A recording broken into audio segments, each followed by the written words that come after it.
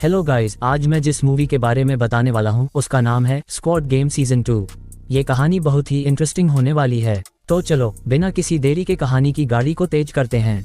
कहानी की शुरुआत एयरपोर्ट से होती है, जहाँ सियोंग का सामने उस रिक्रूटर होता है जो सालों से लोगों को उस खतरनाक खेल के लिए रिक्रूट कर रहा था। सियोंग, जो पहले अपनी बेटी के पास यूएस जाने वाला था, अब अपने प्लान को बदल देता है।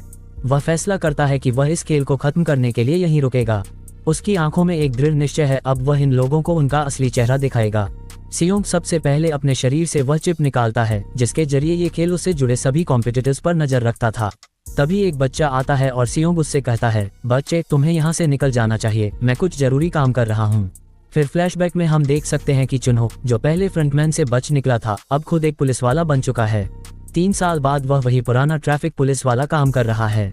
चुन्हो ने 3 सालों तक इन खेलों का पता लगाने की कोशिश की थी, मगर वह सिर्फ गेम को रुकवाने के लिए लड़ रहा था। वह अपने साथियों को बताता है, मैंने इस खेल को देखा है। लोगों को बच्चों के खेल खिलाकर उन्हें अरबों डॉलर दिए जाते हैं। इस बीच चुन्हो उन सभी को यकीन दिलाता है कि उन्हें ये खेल रोकना होगा। वह बताता है कि उसका सारा फोकस इस खेल के ठिकानों को ढूंढने पर है। अब हम एक और सीन में सियोंग को एक बिल्डिंग में देख सकते हैं जो उसने खुद खरीद रखी है। यहाँ वह कुछ लोगों को हायर करता है और उन्हें मिशन देता है उस रिक्रूटर को रोकना है जो हर झापड़ के बदले 1 लाख वॉन देता है। यही वह मोमेंट है जब खेल में पैसा और लालच दोनों घुसते हैं। सियोंग उस रिक्रूटर को पकड़ने के लिए पूरी ताकत लगा देता है। वह कहता है 100 बिलियन वॉन मिलेगा जो सबसे पहले इस काम को पूरा करेगा। ये रकम सुनते ही उसकी टीम पूरी तरह से तैयार हो जाती है और हर किसी का एक ही लक्ष्य होता है, रिक्रूटर को पकड़ना। इसी बीच चुन्हो और उसका साथी एक बोट पर निकले होते हैं और 3 साल से लगातार उस हिडन आइलैंड को ढूंढने की कोशिश कर रहे हैं। वह मानते हैं कि वही वह जगह है जहां ये खतरनाक खेल होते हैं। वह मैप पर हर जगह चेक कर रहे हैं और हर आइलैंड पर क्रॉस लगा रहे हैं।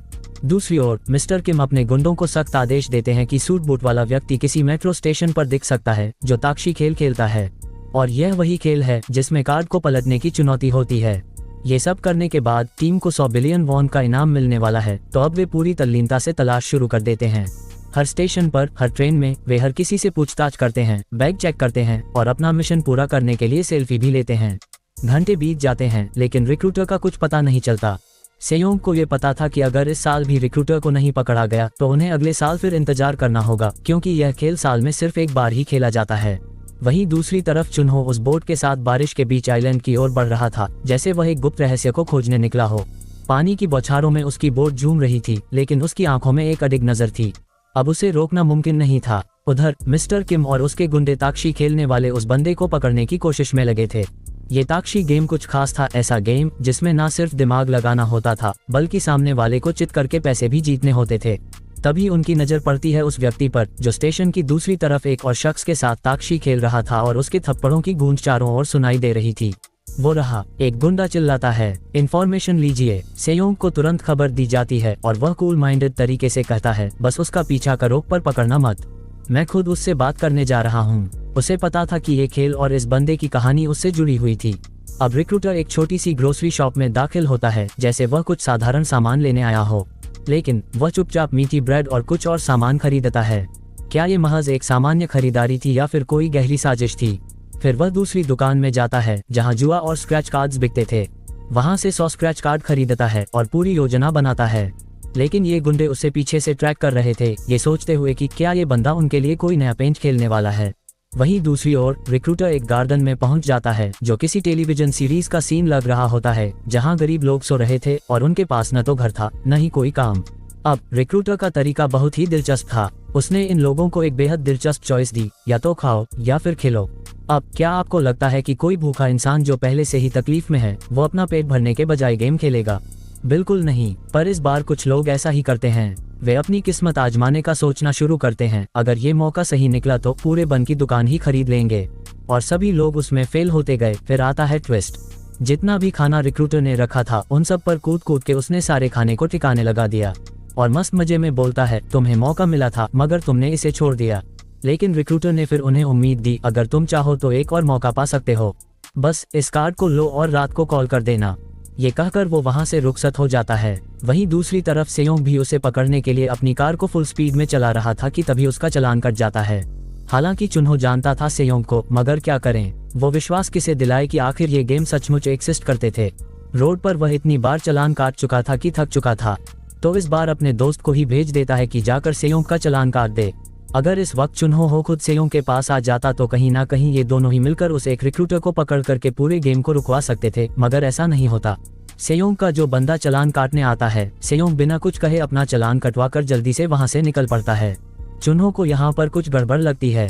वह सोचता है आखिर कोई इंसान बिना कुछ कहे इतना बड़ा चालान कटवा कर यूं ही सीधे मुंह निकल कैसे सकता है। इसलिए वह गाड़ी की इंफॉर्मेशन निकलवाने के लिए हेडक्वार्टर पहुंच जाता है। वहीं दूसरी तरफ ये दोनों गुंडे उस रिक्रूटर का पीछा करते करते उसे पकड़ने की कोशिश करते हैं, मगर वह बंदा कोई आम बंदा नहीं था। उसके पास अच्छी खासी फाइटिंग स्किल थी, जो कि उन दोनों को कूट पीट कर बजा देता है। और जब तक सेयोंग उनकी लोकेशन तक पहुंचता, तब तक वो रिक्रूटर और उसके दोनों गुंडे उस जगह से गायब हो चुके थे। वहीं सीन शिफ्ट होता है रात के वक्त, जहां रिक्रूटर इन दोनों को पकड़कर उनके साथ एक खतरनाक खेल खेलता है। इस खेल का नाम था रशियन बुलेट। इसमें एक बंदूक में सिर्फ एक बुलेट डाली जाती है और फिर उसे घुमाकर एक एक शॉट खेला जाता है। अगर गोली चली और किसी पर लगी तो उसका काम तमाम, लेकिन अगर वह बच जाता है तो उसे फिर से अगले राउंड में खेलना होता है। अगला राउंड कौन खेलेगा ये डिसाइड करने के लिए वे रॉक पेपर सीजर खेलते हैं। रॉक पेपर सीजर में 2 उंगलियां यानी सीजर, कैंची, एक खुला हाथ यानी पेपर और मुट्ठी बंद यानी रॉक होता है। खैर, ये गेम समझाने की कोई जरूरत नहीं है, क्योंकि आप में से बहुत से लोग इसे खेलते होंगे, नहीं तो खेल कैसे खेलते हैं ये जानने में कोई फर्क नहीं पड़ता। खेलते खेलते वे थक चुके थे और अब बंदूक में बस एक आखिरी गोली बची थी, जिससे ये तय होने वाला था कि अब कौन मरेगा। तभी किम का बॉस सिएक वह आखिरी गोली अपने माथे पर ले लेता है और रिक्रूटर उसे जान से मार देता है। दूसरी ओर चुनहो ने गाड़ी की पूरी जानकारी निकालकर उस बिल्डिंग तक पहुंचने का रास्ता ढूंढ लिया, जहां सेयोंग ने अपनी पूरी योजना तैयार की थी। चुनहो जब उस बिल्डिंग के अंदर गया तो उसने देखा कि वहां रिक्रूटर की फोटो लगी हुई थी और पूरी दीवार पर उस जगह के मैप्स लगे थे। वह समझ गया कि कोई और भी इस खेल को रोकने की कोशिश कर रहा है। उसे ये देखकर शक हुआ कि शायद वह अकेला नहीं था। चुनहो के साथ ही सेयोंग भी उन दोनों गुंडों के फोन से ट्रैक करता हुआ उस बिल्डिंग में पहुंचता है, जहां वह खुद को सही रास्ते पर मानता है। वहां उसे रिक्रूटर से एक अनोखी मुलाकात होती है। रिक्रूटर, जिसे वह सालों बाद देख रहा था, मुस्कुराते हुए कहता है, 3 साल बाद मिल रहे हो, क्या तुम फिर से मेरे साथ ताकशीक खेलना चाहोगे? सेयोंग का चेहरा गुस्से से भरा हुआ था। वह कहता है, तुम इंसान क्यों मासूमों की जान को इस तरह दांव पर लगाते हो? आखिर तुम्हें क्या मजा आता है? दोनों के बीच एक लंबी बहस होती है, जहां दोनों एक दूसरे पर तीखे ताने मारते हैं और अपने अपने पक्ष को सही साबित करने की कोशिश करते हैं। इसके बाद वे तय करते हैं कि इस बहस का निपटारा एक खेल से किया जाए, रशियन बुलेट। इस खेल में बंदूक में सिर्फ एक गोली डाली जाती है और जैसे जैसे खेल बढ़ता है, एक एक करके हर शॉट लिया जाता है। हर शॉट के साथ यह पता चलता है कि किसकी किस्मत साथ देगी और कौन जान गंवाएगा। जैसे जैसे खेल बढ़ता है, सेयोंग की जिंदगी को खतरा होता है, लेकिन किस्मत उसका साथ देती है। आखिरकार वह जीत जाता है। अब रिक्रूटर, जो हमेशा से नियमों के प्रति सख्त था और हर चीज को सिस्टम के हिसाब से करता था, वह अपनी हार मानता है। क्योंकि उसके कान में चिप लगी होती है और वह गद्दारी नहीं कर सकता, वह खुद को गोली मारकर अपनी जिंदगी खत्म कर लेता है। जैसे ही रिक्रूटर की मौत होती है, खेल खत्म होता है और सेयोंग की जीत की घोषणा होती है।